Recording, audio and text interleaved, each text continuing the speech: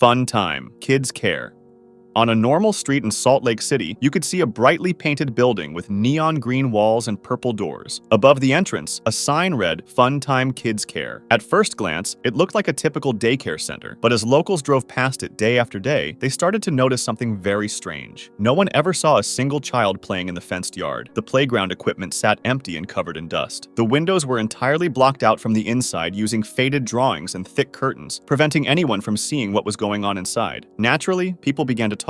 The mystery eventually found its way to the internet, where amateur detectives started digging into the background of the daycare. That is when things got much weirder. When people searched for the business online, they found a website that looked fake and poorly thrown together. The phone numbers listed on the site would often ring endlessly, or someone would pick up and immediately hang up. The strangest clue of all came when people searched through public import records for the address. They found a shipping log showing that over 8,000 pounds of cheap plastic jewelry had been delivered to the daycare. People wondered why a small local daycare would need literal tons of plastic rings and necklaces. The internet exploded with wild theories. Some people believed it was a secret front for a criminal cartel to hide their money. Others were convinced it was a spy safe house. The most popular and disturbing theory was that the building was hiding an illegal trafficking ring. The rumors grew so huge that people started visiting the building in person to take photos, peek through the covers, and harass whoever was inside. The situation got so out of hand that police and local officials had to step in and clear the air. The truth was finally revealed, and it wasn't a dark conspiracy at all. It turned out the building was purchased years earlier by a man who wanted to give his elderly mother something to do after she retired. They decided to open a real daycare. Because they did not need to make a large profit, they only took in a very small number of kids at a time. This explained why the playground always looked empty and why the business had almost no public presence. As for the thousands of pounds of plastic jewelry, it was simply a side business. The owner imported cheap items in bulk to sell online for extra cash, and he just used the large daycare building as a storage space for the boxes.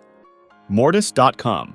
Back in the early days of the internet, people stumbled upon a website that felt incredibly unsettling. If you typed Mortis.com into your browser, you were met with a completely black screen. The only thing on the page was the word mortis, which translates to death in Latin, written in plain white text. If you clicked on the word, a username and password box would pop up. People naturally wanted to know what was hiding behind the login screen, and when people started digging into the website code and the server it was hosted on, they discovered something completely baffling. The server holding the website contained huge amounts of locked files. People immediately started wild theories about what could be hidden inside. Some thought it was a secret government database, some that it was a repository of illegal material, while others believed it was a hub for international spies. A massive group of amateur internet detectives decided they were going to crack the password and uncover the truth. They used special programs to guess thousands of passwords, but the security was surprisingly strong, so they decided to investigate the owner of the site instead. Public web records showed the site belonged to a man named Thomas Ling. As the detectives dug into his name, they found that his server was linked to several other strange websites. One site just showed a picture of a chess piece, and another site referenced dark fantasy monsters. Even weirder, they traced the server connections to physical addresses across the country, and they found links to a dentist office, a high-end security firm, and a lawyer. When internet users looked up the physical addresses for these businesses, many of them turned out to be empty lots or abandoned warehouses. To make things worse, some of the people listed in the business records were dead. The internet was now convinced that Thomas Ling was an alias for a criminal mastermind running a massive illegal network. The story spread like wildfire, and soon people were claiming the FBI was investigating the site. Eventually, the website suddenly vanished from the internet completely, leaving everyone to assume the government had finally taken it down. However, years later, the real story came out, and it wasn't what people were expecting. Thomas Ling was just a regular guy who worked in IT. The massive amounts of hidden data were not government secrets or criminal files. They were simply the backups of his personal files. As for the other weird websites with chess pieces and monsters, those were just personal projects. Thomas was a fan of fantasy games and books, and he used his own server space to mess around with web design as a hobby. He chose the name Mortis simply because he thought it sounded cool. Also, the FBI never raided his house or shut down his website. When the thousands of internet detectives started trying to hack his server and sharing his personal information online, Thomas noticed the unusual web traffic. He briefly tried to tell people online to leave his server alone, explaining it was just for personal files. When people refused to listen and kept trying to break in, he simply got annoyed and took the site offline himself.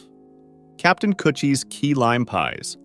For years, comment sections on random news articles, small blogs, and YouTube videos were plagued by a very specific, bizarre type of spam. Starting around the late 2000s, across thousands of different websites, an unknown user was leaving massive walls of text about a restaurant called Captain Kutchie's Key Lime Pie Factory. The comments were incredibly hard to read. Almost every single word was capitalized, and the sentences rambled on about wild topics. One paragraph might have talked about government conspiracies or famous celebrities, while the next would suddenly switch to praising the unbelievable taste of Captain Kutchie's Key Lime Pie. At first, people just brushed it off as normal internet spam, but as the years went by, the comments never stopped. They kept appearing on cooking forums, small local news sites, and even random art pages. Because the messages were so widespread and lasted for over a decade, people realized this was not just a passing joke. Amateur internet detectives gathered to figure out what was happening. The first major clue was the sheer volume of the comments. Many users theorized that it had to be a bot designed to automatically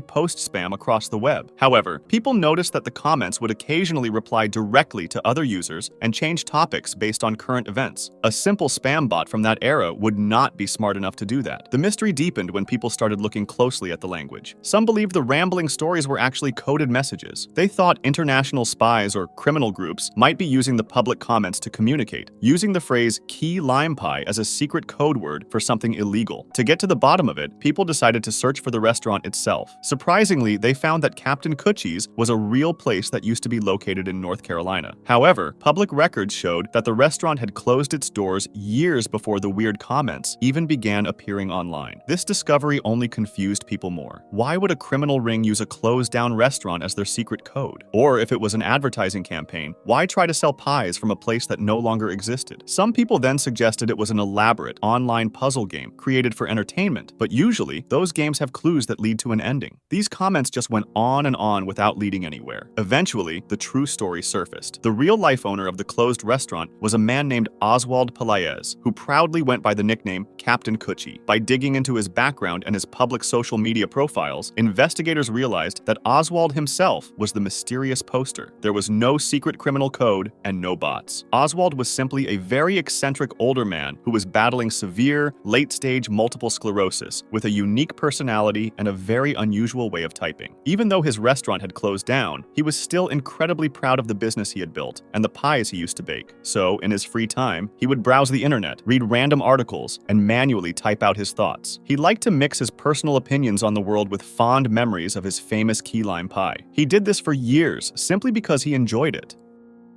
Soup.avi. If you spent time exploring scary videos online years ago, you might have seen a famous clip titled Blank Room Soup. The video is very low quality and shows a man sitting alone at a small table in a completely white room. He is eating out of a large bowl using a big spoon. As the video plays, you can hear the man crying heavily. Suddenly, the door opens and two people walk into the room. They are wearing large, dirty mascot costumes that look like cartoonish people with giant round heads and blank expressions. One of the mascots slowly walks up behind the crying man and begins patting him on the back to comfort him. The man just keeps crying and eating his soup. The video feels incredibly creepy, and because there was no explanation attached to the video, people started to guess what was happening. The most popular and scary theory was that the man was a kidnapping victim. Some internet users claimed the video was found on the deep web. They guessed the man was being forced to eat something terrible, and the people in the costumes were his captors mocking him. People tried to figure out where the room was and who the mascots were. Eventually, someone recognized the giant mascot heads. They were characters named Ray Ray, created by a professional artist and animator. When internet detectives contacted the artist, he told them he had created the costumes for a live stage show, but shortly after the show, the costumes were stolen from his vehicle. A few weeks later, he received an anonymous email containing a link to the strange soup video. This made the mystery even more terrifying. The artist said he did not know the crying man and had no idea who took his costumes. For years, the video was seen as the recording of a real crime. However, some people kept digging, looking for any clue they might have missed. They looked closely at the room and the way the video was filmed. They noticed the camera was set up on a steady stand, and the lighting in the blank room was actually very professional. Slowly, a theory that many believe to be the true story began to emerge. The artist who made the costumes continues to claim they were stolen, but many think he and his friends deliberately created a strange and confusing video. You see, the artist's sister is in a theatrical rock band called Stolen Babies, and he himself was heavily involved in the band's theatrics. The Ray Ray costumes frequently appeared in their live shows and promotional material. This led led people to theorize that the video was a marketing stunt or an art project. They filmed it in an empty room, posted it online, and waited for people to discover it. There is no fully confirmed truth, but this is what many people believe today. Some, however, still think the footage is simply the work of fans or artists who used the stolen costumes to create a surreal video. The original backroom image. In 2019, an anonymous user on 4chan posted an unsettling photograph of an empty room with yellow wallpaper, old carpet, and fluorescent lights. Along with it, they wrote a short story about no clipping out of reality and ending up in a maze of empty rooms. This post sparked a massive internet phenomenon known as the backrooms. As the legend grew, a real mystery emerged. No one knew where the photo was actually taken. For years, reverse image searches failed because the original source was buried under millions of reposts. People theorized the image was generated on a computer or a secret room in an abandoned office building. The mystery seemed impossible to solve until a group of internet researchers on a Discord server changed their strategy. Instead of just reverse searching the image, they looked for its digital fingerprint. They found an early archive of the 4chan post from 2011, which revealed the original file name. This pointed to the photo being taken by an early 2000s Sony digital camera. The researchers began searching for this specific file name, and a researcher found a 2019 tweet that had linked to a defunct website for a store called Hobbytown in Wisconsin. Because that website was long gone, the team used the Wayback Machine to look at captures of the site from 2003, and the truth was finally revealed. The photo was taken inside a building that used to be a furniture store. The store was being renovated to become the Hobbytown shop, and during the construction, the owner snapped a series of photos to document the progress of the renovation and uploaded them to the shop's website to show customers the new space. John Titor.